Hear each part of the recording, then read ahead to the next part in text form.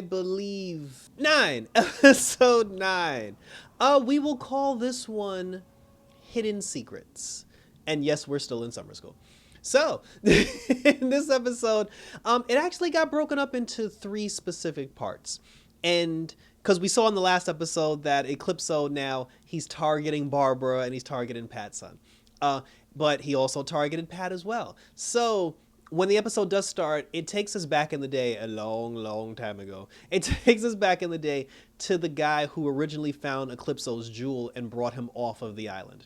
So naturally, Eclipso got into that guy's mind, forced that guy to harm a bunch of people, hurt a bunch of people. The guy had struggling conflict within himself because he was like, hey, I don't want this anymore. And then Eclipso was like, well, if you don't want it, put down the stone. And then he was like, oh, you can't put it down because you love the power. And this is true, like he liked the power. Like he completely liked the power.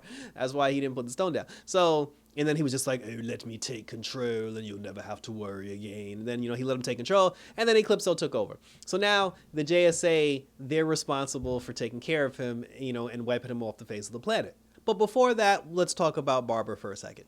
So Barbara, she was in the car. She was coming home from work because she got sent home from work because the storm was coming and the storm clouds were all like crazy and dangerous. So while she's on her way home, like her car stops, like it doesn't turn on. And then all of a sudden, Icicle pops up in the backseat of her car.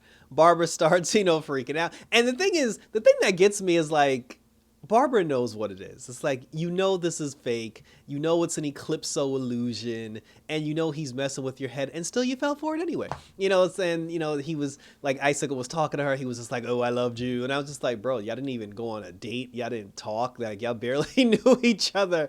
And then he was just like, you were the first person who I loved since my wife. And that right there, I'm like, if you're Barbara, you should have been like, why are you falling for this? And much to my point, when Barbara was just like, no, Eclipso, leave me alone, blah, blah, blah. And then the shade, the shade popped up. The shade came out of nowhere in like a little like smoke cloud. And the true shade form. He didn't talk to Barbara and say snap out of it. He threw, like, still, like, even trying to help Barbara, he still couldn't help himself but throw shade. And then he was just like, damn it, woman, just start the bloody car. This isn't real. And he was like, what are you doing? And then, eventually Barbara started the car and then, like the vision disappeared. She snapped out of it and then she made her way back home. And I thought it was interesting because usually when these things happen, Courtney is usually the one that saves everybody by having them touch the staff. So for this to be the first incident where someone other than Courtney ended up snapping somebody out of Eclipso's like trance, that was actually pretty cool to see. Let us know like there are other ways and the whole thing just doesn't fall on Courtney's shoulders. Courtney earlier, she was having a conversation with Beth, and Beth and Courtney together, they decided, and they told Pat this, they decided that they need to go on the offensive and try every single thing in their power to try to find Eclipso so they can snap Yolanda out of whatever trance she was in and hopefully get Rick out of jail. I don't know how stopping Eclipso is going to get Rick out of jail, but that's what we're going with. And then when Courtney told Pat the plan, Pat was like, we're not ready. We don't have enough information. Like, we can't beat him right now. And then Courtney said, she was just like, I love you, Pat. And I was like, really? But she was like, with all due respect, she said that you've never thought we were ready for anything, up until this point. Like we've never been able to gain your approval as far as anything that we can do. And he was just like, yeah, you got a point. And then she was like, I'm gonna continue to talk to Beth, and and then like she's like, I'll holler at you later. So now the son, Mike, ended up, because he got caught in Eclipso's web as well, he ended up seeing Cameron, which I thought was very weird.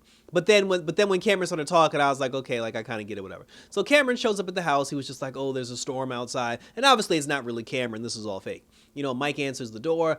Cameron's talking to Mike, and then he's just like, oh, he's like, Courtney told me about you. Your mother left you, didn't she? And he was like, how does it feel to be alone? How does it feel to not have a mother? And then he was like, oh, the same way. He's like, I know how it feels because that's how you made me feel when you murdered my father. And then he was just like, it was an accident. And he was just like, your whole family's going to die. And then he used his ice power to kill the dog, and I thought that was funny. Not that I'm condoning killing the dog. I'm just saying I thought him killing the dog was just funny because Mike was like, no.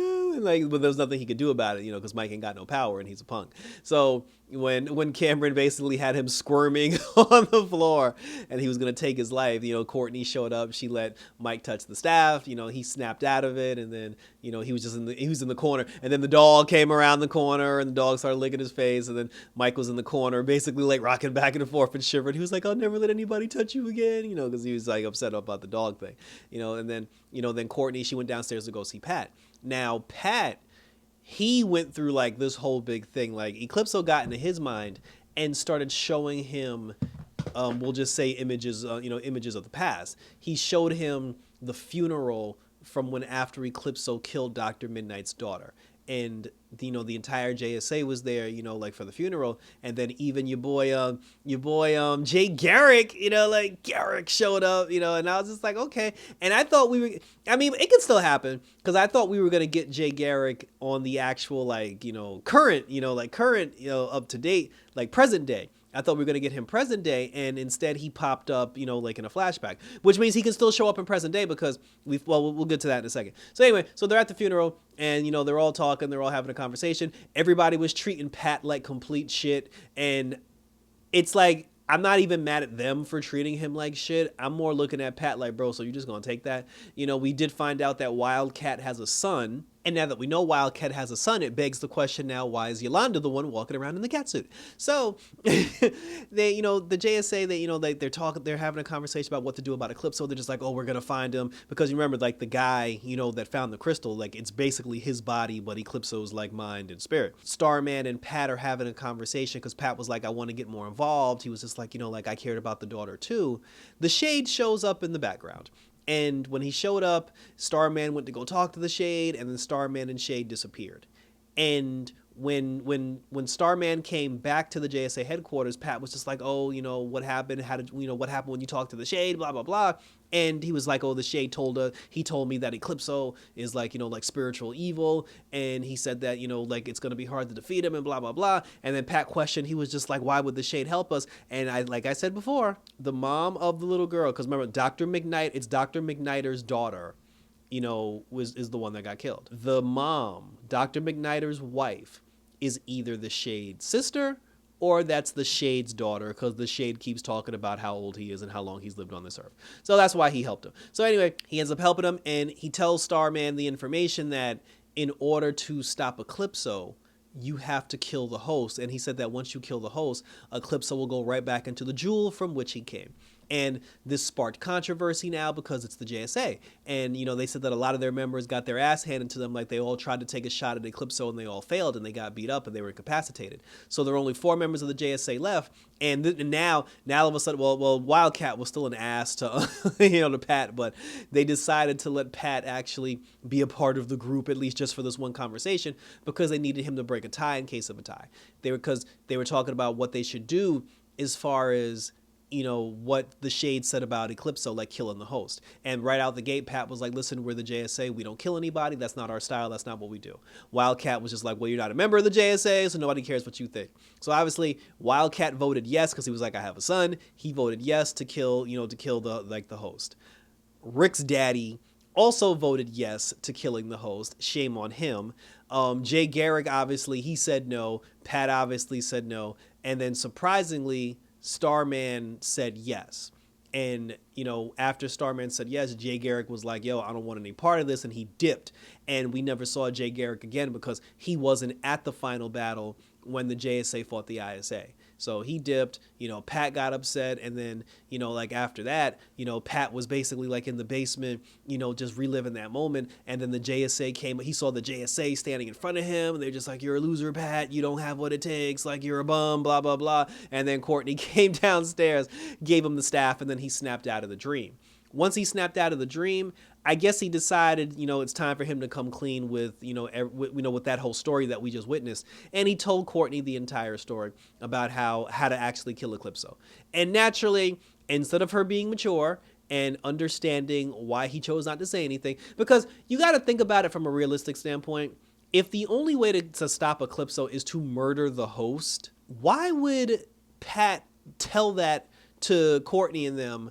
Because, for a fact that he's not going to be okay with them committing, full-blown murder. So that reason I like shouldn't even be on the table. And like I said, she was very immature in that moment, you know, like because instead of focusing on everything that Pat's going through, she just focused on the fact that like, oh, you lied to me. You said there were no more secrets, and I'm just like, no. So like I'm not. So then she gets mad, and then she was just like, oh, then she does the what's my mom gonna think about this? And he was like, shit, she knows. He's like, I told her before I told you. And then she got mad at that, and then she goes upstairs, and then she gets because at that moment like Barbara had come home, and then she goes upstairs and she gets mad at her mom, and then her mom is arguing, the whole family's arguing, everybody's arguing, and while everyone's arguing, Eclipso's outside, you know, just watching and laughing because he's succeeded in his plan of breaking up the JSA once and for all.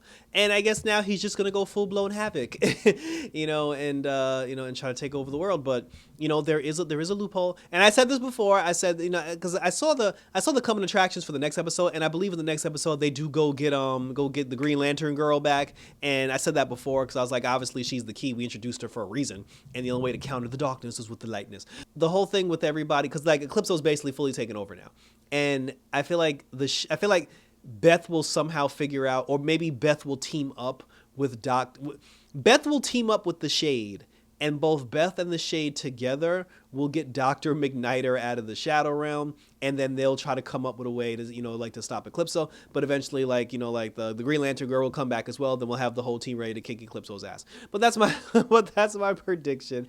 And that was the episode. So thank you for tuning in.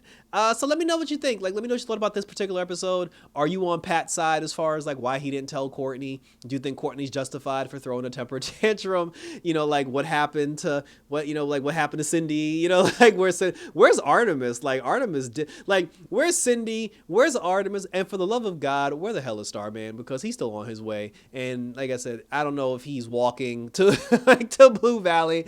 You know, hopefully Jay Garrick will be in the season finale, and Jay Garrick will pick him up along the way and bring him to Blue Valley, because this man taking forever to get there, and Eclipso was pretty much taking over the entire town. So that was it, guys. So share your thoughts down below. Hit me up on Twitter. Hit me up on Instagram as always on YouTube, where I can respond to your questions, comments, and or concerns about all this DC goodness. So thanks for tuning in, guys. So until next time, take care, and for some more Stargirl action, I'm out this bitch.